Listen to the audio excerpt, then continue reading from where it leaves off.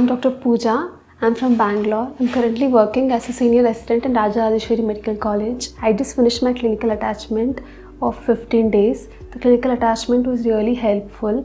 Every day we used to come, take cases of the patients and see the scans as and when they were done. There used to be ovum pickups, embryo transfers and diagnostic laparoscopy which we could see. Lot of IVF failure cases I got to see. Lot of patients with very less ovarian reserves which were considered like you cannot have egg, like those kind of patients also did have PRPs and other kind of newer interventions because of which they were able to conceive. Saw a lot of positive results in the cases. OT, I observed ovum pickups and intrauterine inseminations and diagnostic laparoscopy. We had one cannulation also last time, diagnostic hysteroscopy with one side tubal block for which a cannulation was done, and also embryo transfers. And scans, we can see the scans every day, the follicular monitoring that happens while using the drugs.